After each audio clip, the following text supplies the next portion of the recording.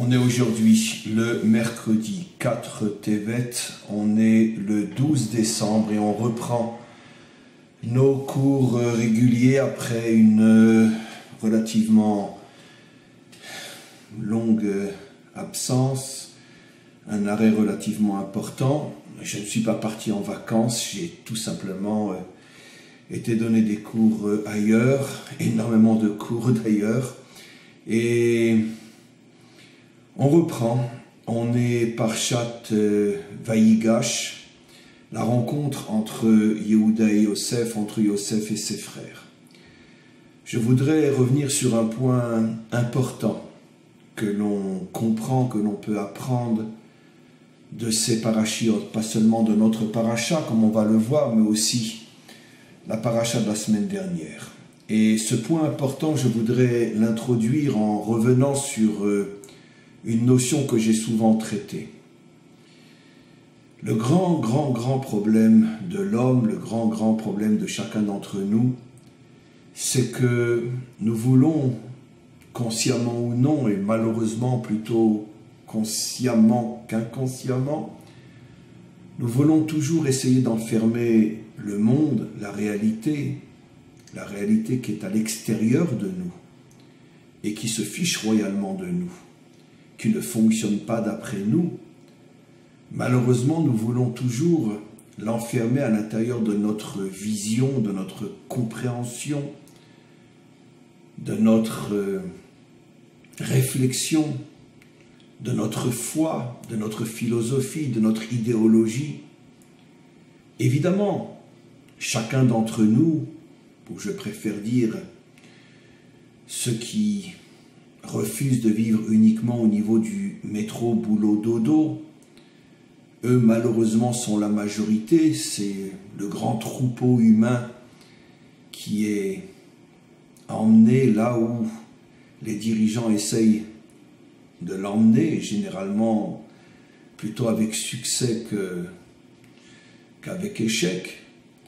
La grande majorité, encore une fois, sont des moutons qui ne cherchent pas à comprendre, qui ne cherchent pas à réfléchir, et donc évidemment qui ne cherchent pas à enfermer le monde et la réalité à l'intérieur de leur propre réflexion, vision du monde et des choses.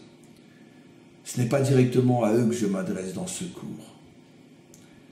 Parce que même si la grande majorité des humains sont des moutons, rentrent dans le système, baissent la tête, suivent le Führer sous toutes ses formes et ne se préoccupent que d'une chose, que le frigidaire soit rempli et que de temps à autre ils puissent profiter et s'amuser.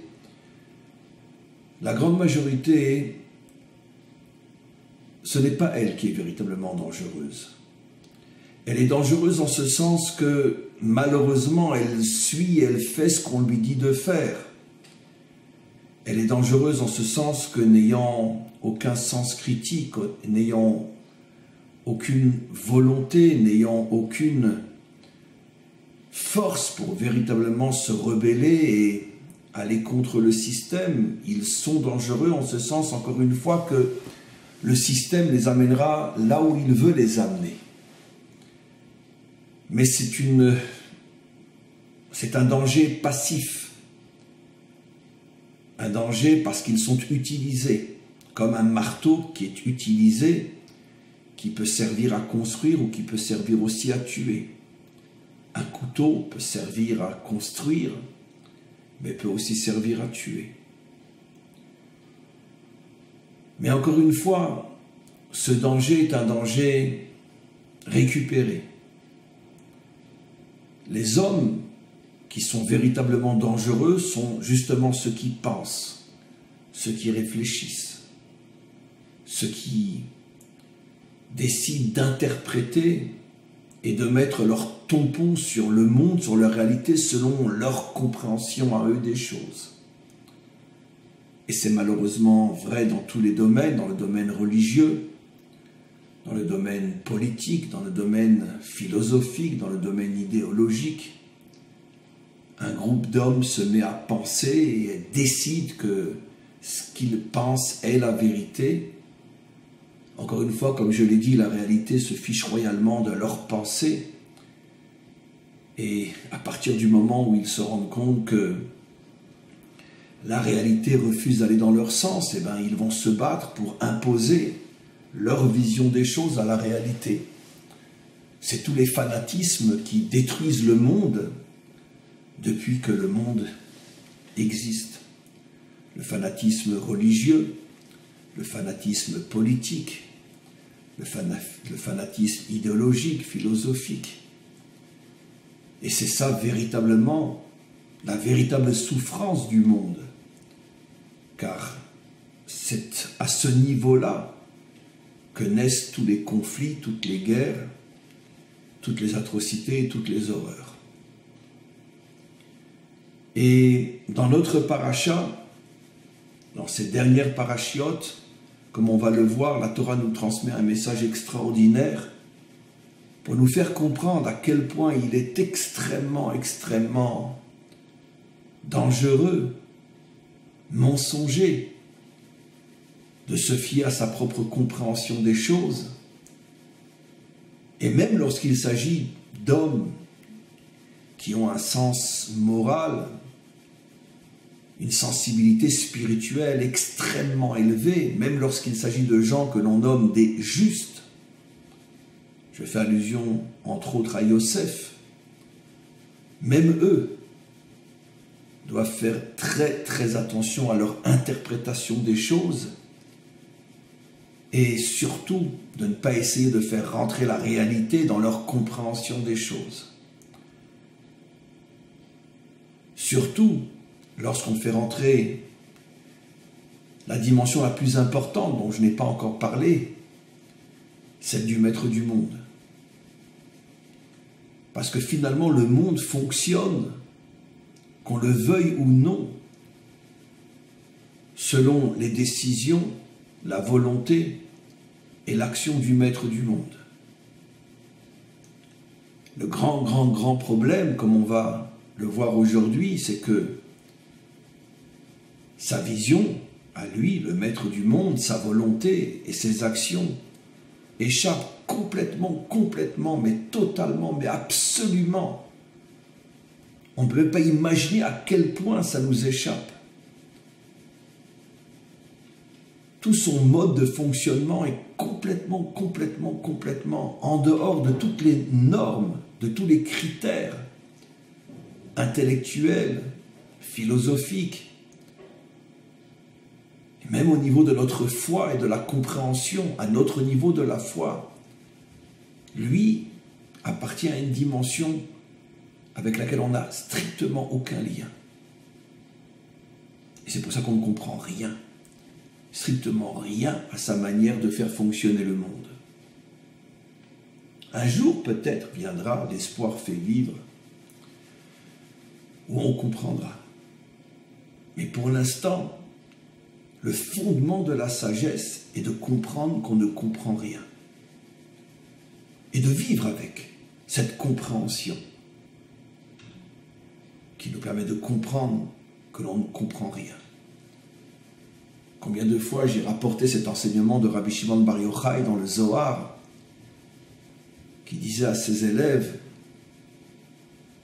le point le plus haut, le sommet de la sagesse, c'est de savoir qu'on ne sait rien. Alors ses élèves lui ont demandé, mais Rabbi, si le but est de savoir qu'on ne sait rien, alors pourquoi on apprend tellement? Et il a répondu, mais parce que l'idiot, l'ignorant croit tout savoir. Seul le sage authentique sait qu'il ne sait rien. Mais pour devenir un sage authentique, il faut effectivement apprendre pendant des années, pour comprendre réellement ce que signifie « je ne sais rien ».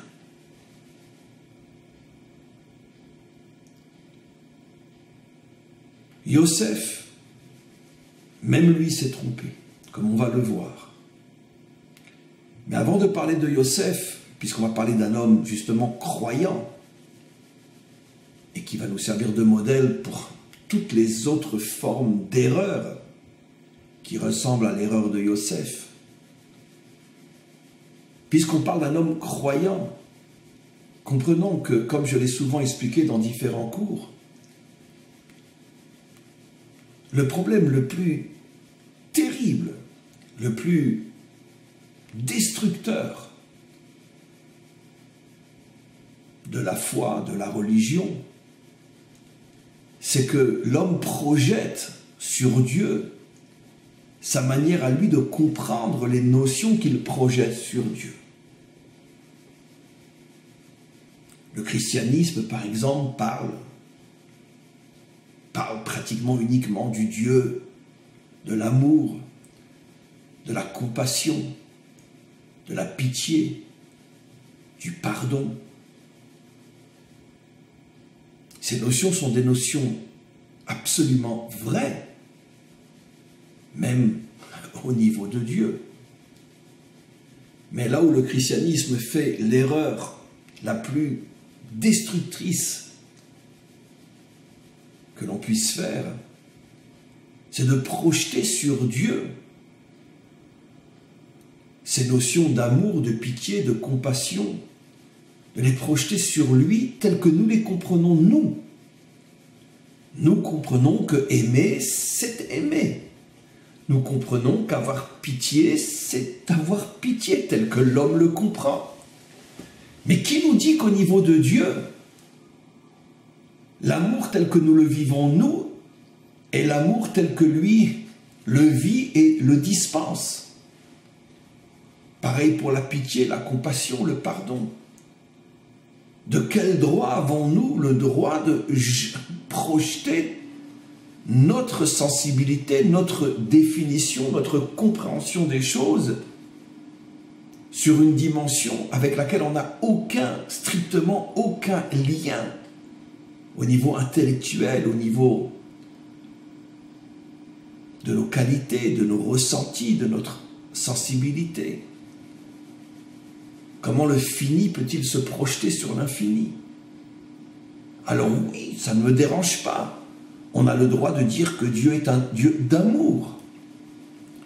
Mais en même temps, comprendre, savoir, même le dire à haute voix, mais l'amour au niveau de Dieu ne correspond absolument pas à notre définition de l'amour. Dans nos textes, on rapporte, à partir d'un verset qu'Abraham dit à Dieu, on rapporte un enseignement extraordinaire. Au moment où Abraham essaye d'intervenir pour annuler le décret de détruire Sodome et Gomorrhe, il a une phrase où il dit « Je suis devant toi, maître du monde, comme de la poussière et de la cendre ». Qu'est-ce que cette phrase vient faire dans l'argumentation d'Abraham pour essayer de sauver Sodome et Gomorrhe? Nos maîtres expliquent d'une manière fabuleuse que Abraham reconnaît devant Hachem, c'est vrai que moi j'incarne, dit Abraham, le pilier de la bonté, le pilier de l'amour. Comme on le sait, Abraham représente le chesed, la bonté, l'amour, la pitié, la compassion.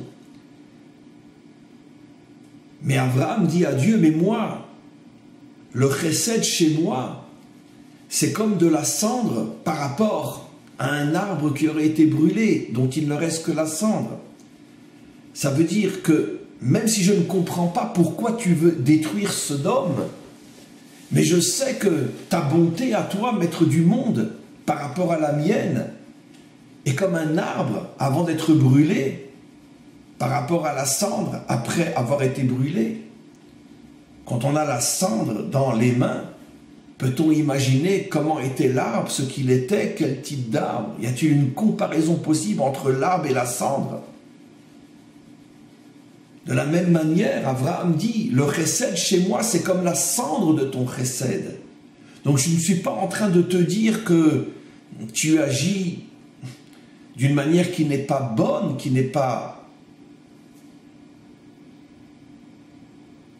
ce que je pense que tu es, un être de chesed. Non, je ne suis pas en train de dire ça, au contraire. Mon chesed à moi par rapport au tien, il est insignifiant. Donc je ne remets pas en cause l'amour que tu portes au monde et à la création. Et je sais très bien que si tu décides de détruire, c'est que tu as des raisons qui me dépassent complètement et qui ne remettent en rien en cause l'amour qui est l'un des fondements de ton essence en tant que Dieu. Ça veut dire que tout de suite, Abraham met les choses au clair. Je ne suis pas moi le bon et toi le méchant. C'est extraordinaire ce que dit Abraham. Il reconnaît, nous enseigne que chaque qualité qui est dans l'homme n'est que de la cendre par rapport aux qualités qui sont en Dieu, et que de la même manière, encore une fois, qu'il est impossible de deviner ce qu'était l'objet avant d'avoir été brûlé, et qu'il ne reste que la cendre, il est impossible de comprendre ce que sont nos qualités quand il s'agit des mêmes qualités au niveau de Dieu. Même Yosef s'est trompé. Et on va le voir dans notre paracha, dans la paracha de la semaine dernière et dans notre paracha aussi d'une manière extraordinaire. Rappelons-nous, tout avait commencé avec le rêve où il dit à ses frères « Je vous ai vu vous prosterner devant moi ». Et ça rend fou les frères. Mais quelle pédance, quel orgueil. Même si tu as rêvé ce que tu dis, on ne suppose pas que tu es en train de nous mentir. Mais qu'est-ce que tu as besoin de venir nous le dire? Et si on nous comprend à ce niveau-là, quand Yosef rêve et voit ses frères se prosterner devant lui, comment Yosef interprète ce rêve? Et la preuve, c'est qu'il va le raconter. Mais évidemment, si Yosef n'avait aucune interprétation de ce rêve, si Yosef savait et sentait que même s'il voit ses frères se prosterner devant lui, peut-être que l'interprétation n'a rien à voir avec ce que généralement on comprendrait tous et ce que malheureusement lui a compris. Parce que malheureusement, ce que l'on comprendrait tous si on a une vision pareille, c'est que finalement, je suis le plus important des frères et tous les frères doivent reconnaître ma grandeur, reconnaître que c'est moi finalement qui dois devenir le modèle du peuple juif, car c'était ça, fondamentalement, la dispute entre les frères. Qui va servir de modèle, comme je l'ai expliqué dans de nombreux cours? Qui va être le modèle que le peuple juif devra suivre? Est-ce que c'est Yosef? Est-ce que c'est Yehuda? Est-ce que c'est quelqu'un d'autre? Ou tous à la fois? Yosef prétendait, comme on le sait, être le modèle qui doit inspirer toute la construction morale et spirituelle d'Israël.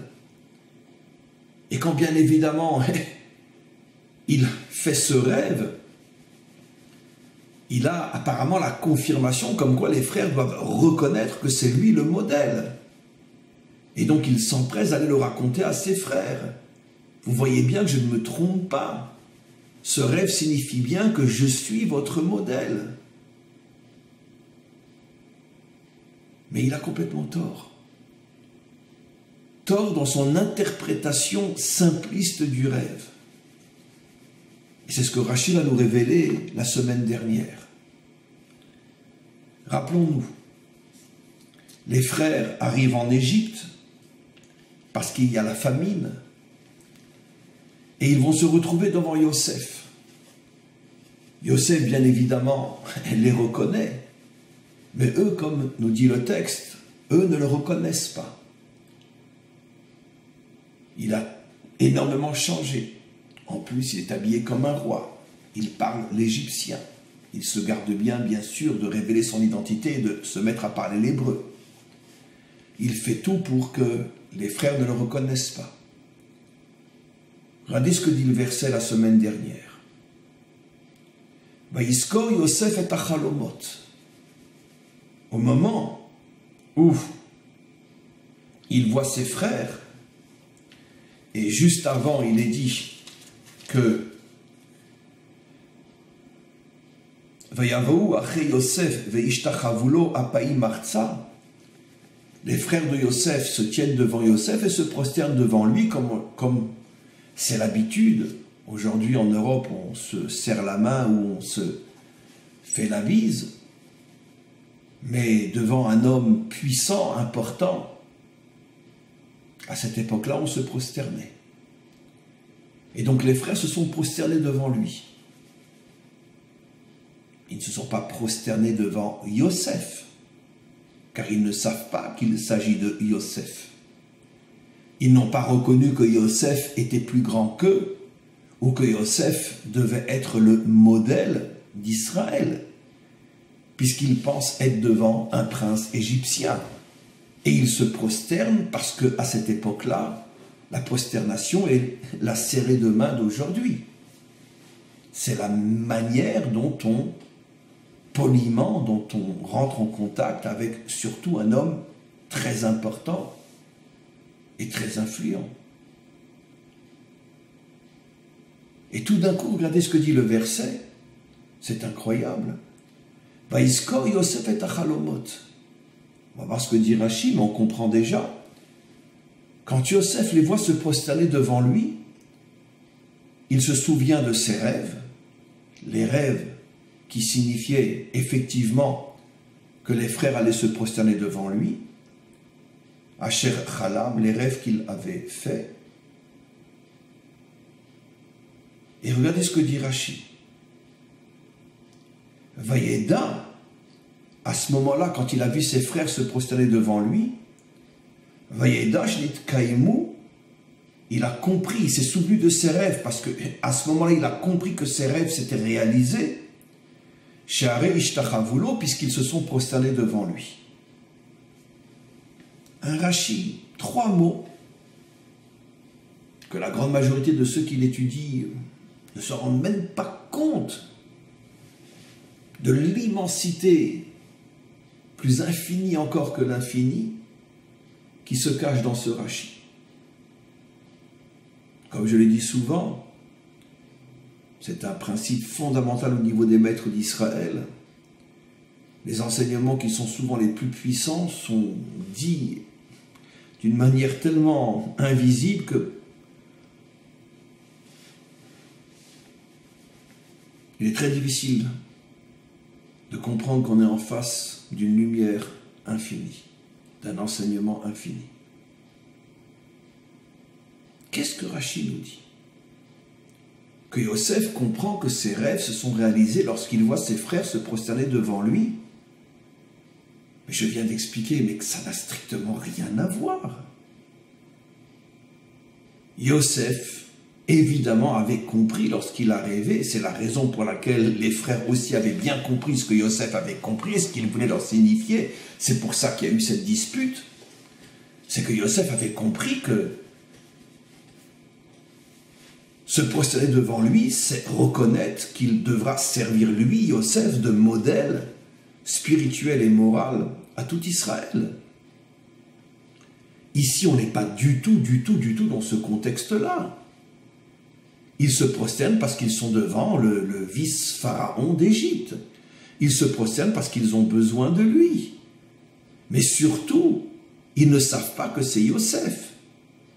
Donc, ne sachant pas que c'est Yosef, ils ne reconnaissent rien, strictement rien, dans le fait de se prosterner devant lui. Comment Rashi peut-il dire, bien qu'il ne fait qu'interpréter le verset, comment Rashi peut-il dire qu'à ce moment-là, Yosef a compris que ses rêves s'étaient réalisés? Mais tes frères ne t'ont pas dit que tu es le modèle d'Israël? Eh bien, Yosef, à ce moment-là, fait teshuva.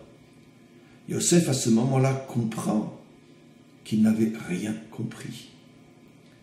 Yosef comprend que son interprétation de ses rêves, au moment où il les a faits, c'est cette interprétation stupide qui a amené tous les malheurs qui lui sont tombés sur la tête et qui a amené, créé la racine de tous les exils d'Israël et des 2 destructions de temples, comme on le sait, celui qui comprend notre histoire et qui comprend l'histoire biblique sait que ce problème, ce conflit entre Yehuda et Yosef n'a jamais vraiment été résolu, jusqu'au schisme à l'époque du fils de Shlomo Ameler, où à nouveau se séparent Jéroboam, descendant de Yosef, avec Rechavam, descendant de Yehuda, le schisme qui amènera la première destruction de temple, d'exil, et jusqu'à aujourd'hui, tous les exils d'Israël.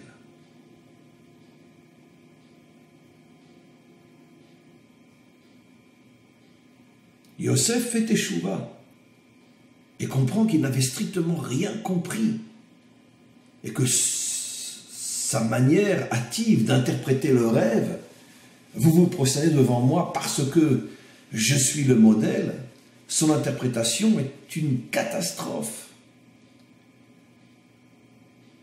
Et cette catastrophe va être la racine de toutes les catastrophes qui vont s'abattre sur le peuple juif jusqu'à aujourd'hui. Ah, c'est vrai, ça semble dire que vous reconnaissez que je suis le modèle. Mais tu t'es complètement trompé. La preuve, c'est que maintenant tu comprends que le fait qu'il se prosterne devant toi, alors que ça ne signifie absolument pas qu'ils reconnaissent ta grandeur, puisqu'ils ne savent même pas que c'est toi, c'est ça en vérité, l'interprétation juste des rêves.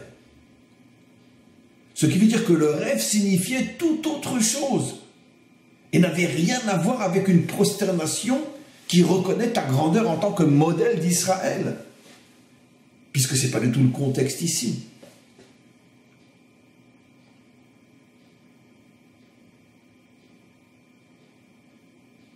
Mais comment Yosef en arrive justement à comprendre que quelque chose qui ne correspond absolument pas à ce qui semblait être la première interprétation du rêve, c'est finalement ce qui semblait improbable, qui est oui l'interprétation du rêve. Le message est extraordinaire.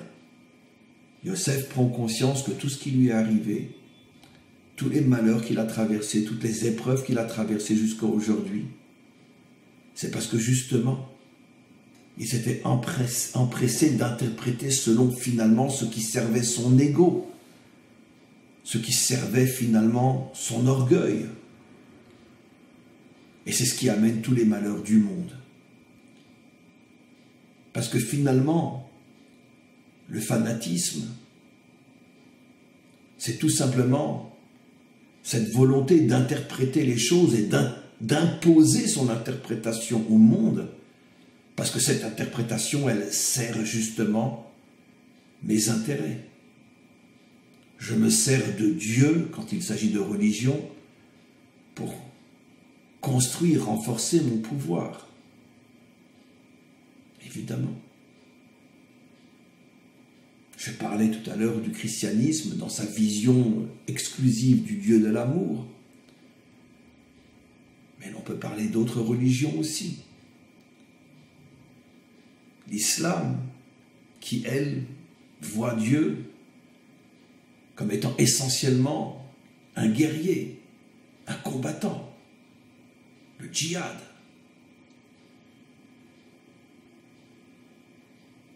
Oui, Dieu est un combattant, oui, Dieu est un guerrier. Nous le disons clairement dans la Torah, c'est un verset explicite. Au moment de la traversée de la mer, Hachem ish milchama. Dieu est un homme, un être de guerre. Ish veut dire aussi un être, pas seulement un homme. Être de guerre. Oui, absolument. Comme il est dit dans d'autres endroits que Dieu est un Dieu de pitié, de compassion et d'amour. Mais le problème, c'est que, encore une fois, comme nous l'a enseigné Abraham, ne projette pas ta cendre sur Dieu. Ne projette pas ce que tu comprends toi de l'esprit combattant ou de l'amour. Ne le projette pas sur Dieu, car tu n'es absolument pas capable de passer de ta dimension cendre à la dimension infinie qu'il représente et d'imaginer qu'il s'agit de la même chose qui fonctionne de la même manière. Et là encore, pourquoi tu le fais? Pourquoi tu projettes? Parce que, selon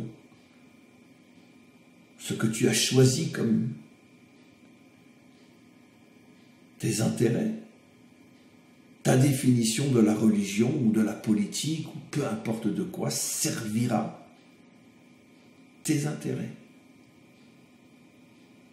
Et donc tu t'arranges toujours pour projeter sur Dieu la définition qui servira tes intérêts. Tu te sers de Dieu pour faire de toi un Dieu. Mais tu n'en as strictement rien à fiche de Dieu, puisque tu le ramènes à ton niveau et tu lui imposes de fonctionner selon ta compréhension à toi des choses. Eh bien, cette erreur, Yosef l'avait faite aussi. Mais quand il a vu tous les malheurs qui lui sont tombés sur la tête, comme c'était un homme sincèrement moral, sincèrement spirituel, il a compris que le problème était chez lui. Il a fait une erreur, c'est vrai, mais il a reconnu son erreur. Il a compris que le problème était chez lui et que si j'ai tellement souffert, c'est que j'en suis en grande partie responsable. Et quelle a été mon erreur? Mon erreur a été de vouloir interpréter selon mes intérêts quelque chose qui signifiait tout le contraire de ce que je pensais. Mes frères se prosterneront devant moi, mais pas du tout pour reconnaître que je suis le frère le plus important, que je suis le modèle. Ils se prosterneront devant moi, comme on se prosterne devant un être qui a le pouvoir, mais qui n'est pas forcément un modèle, et rien de plus. Comme nous le savons, la Torah se sert justement des personnages bibliques pour transmettre des messages et des enseignements à l'humanité tout entière. Il fallait que Yosef fasse cette erreur pour que nous comprenions à quel point le danger de l'interprétation à mon niveau, à quel point ce danger est catastrophique, surtout qu'il n'existe pas d'homme qui n'a pas des intérêts et qui, consciemment ou non, se servira de son interprétation pour aller dans le sens de ce qui est son intérêt personnel.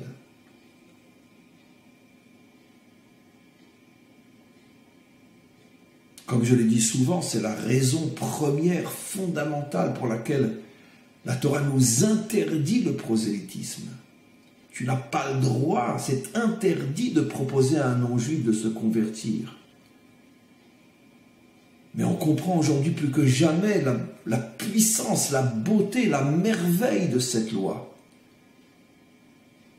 Parce que le Maître du monde veut protéger Israël du piège et du danger dans lequel tombent toutes les religions, toutes les idéologies, s'imposer aux autres. Nous sommes la seule religion au monde à laquelle il est interdit de faire du prosélytisme. C'est bien la preuve que notre source est vraiment le Maître du monde. Car toute idéologie, toute foi qui veut s'imposer aux autres est forcément un mensonge. Elle ne peut pas venir du Maître du monde. C'est impossible. Et ça, c'est le grand message que nous apprenons aujourd'hui. Et Yosef a été, d'une certaine manière, le premier personnage biblique à faire cette erreur fondamentale, mais puisque c'était un être authentique et honnête, il a fait teshuva et il a accepté de reconnaître que l'interprétation réelle du rêve, que plutôt que l'accomplissement du rêve, n'avait rien à voir avec son interprétation à lui. Et pourquoi? Parce que c'est le Maître du monde qui dirige son monde et tu ne peux absolument pas comprendre la signification des choses telles qu'elles sont à son niveau. Plus tard, dans notre paracha, on va voir comment Yosef continue à faire teshuva. On l'avait déjà vu, il y a longtemps, mais je reviens sur cette notion extraordinaire. Après s'être révélé à ses frères, il leur dit, Ve'ata al te'atsevou, dans notre paracha. Ne soyez pas tristes, ne soyez pas désolés de ce que vous m'avez fait. Ve'al yichar be'inechem. Ne vous mettez pas en colère contre vous-même ou les uns contre les autres. C'est toi qui es responsable. Non, c'est toi, on n'aurait pas dû t'écouter. Laissez tomber tout ça. Pas de règlement de compte. Pas de désespoir. Ki machartem oti, de m'avoir vendu. Non.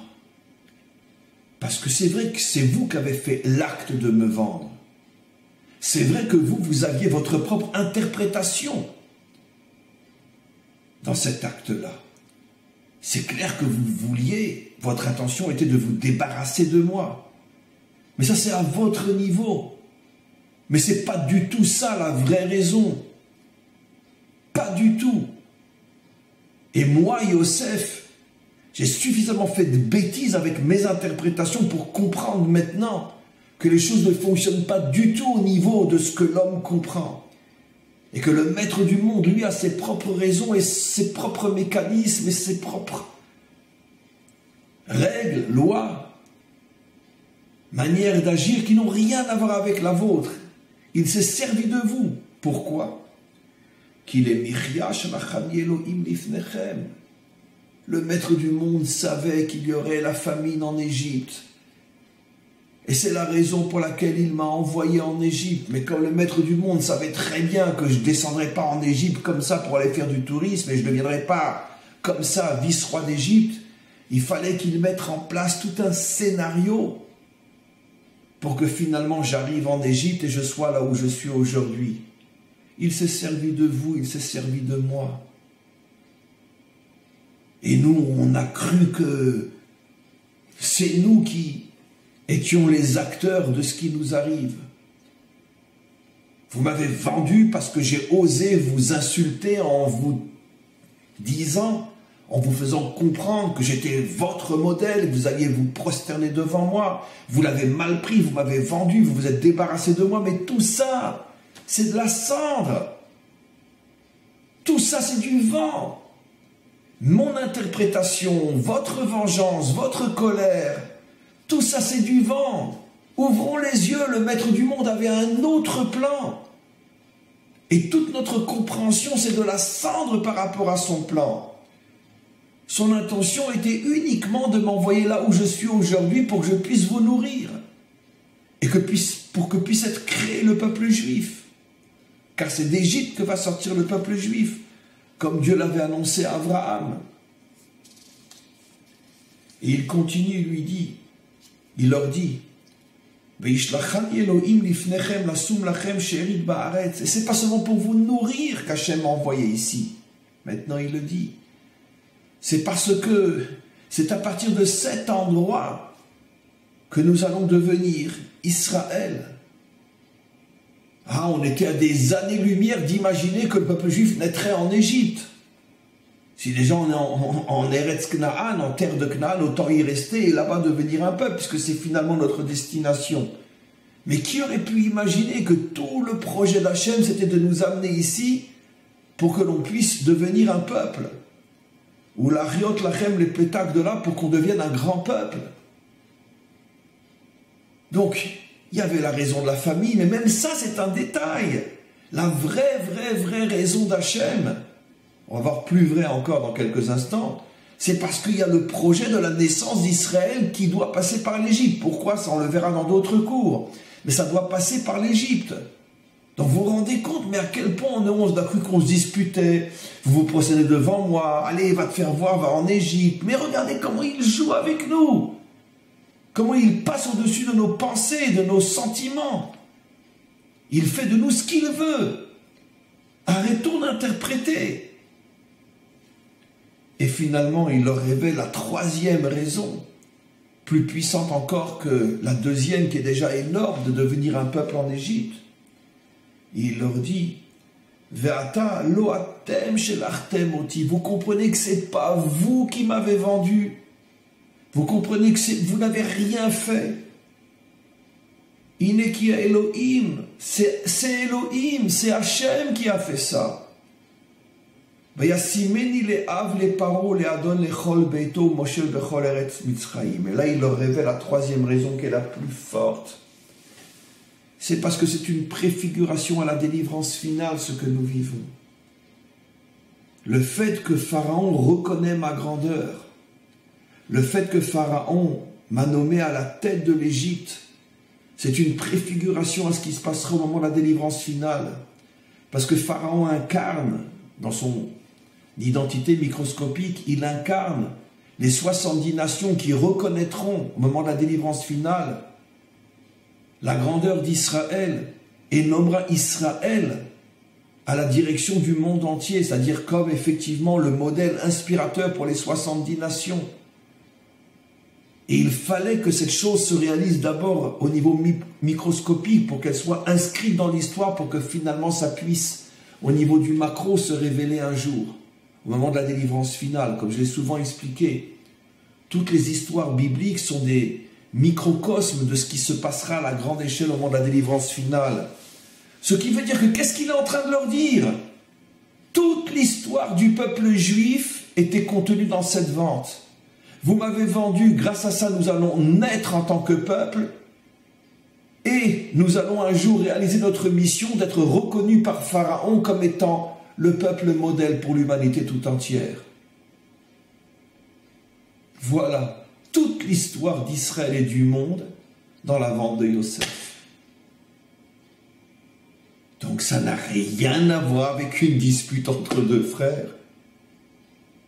Ça n'a rien à voir. Le projet d'Hachem dépassait complètement notre vision stupide d'une dispute entre Yosef et Yehuda. Ça n'avait rien à voir.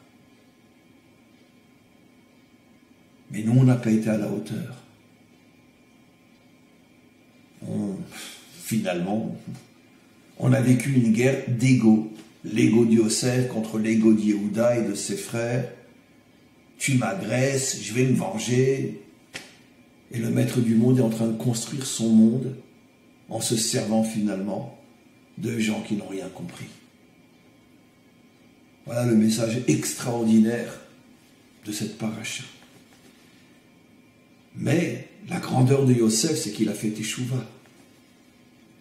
La grandeur de Yosef, c'est qu'il a admis son erreur et le reconnaît et dit à ses frères, mais je ne peux pas vous en vouloir. C'est pas vous les responsables.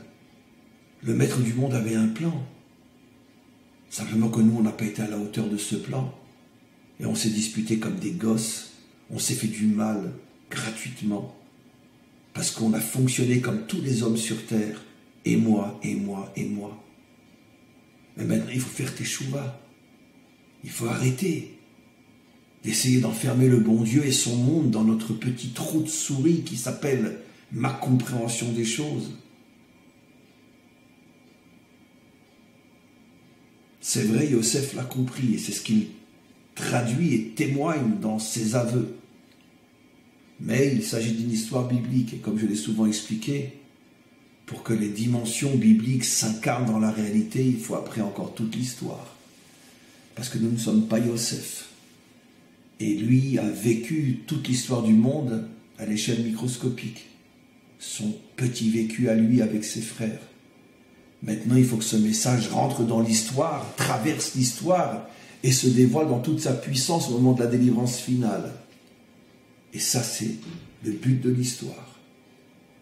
Mais comme malgré tout, les choses se sont, quoi qu'il en soit, réalisées à l'échelle microscopique et surtout dans une histoire biblique, donc gérée par le divin, on a la certitude que finalement ce message se dévoilera dans toute sa puissance au moment de la délivrance finale.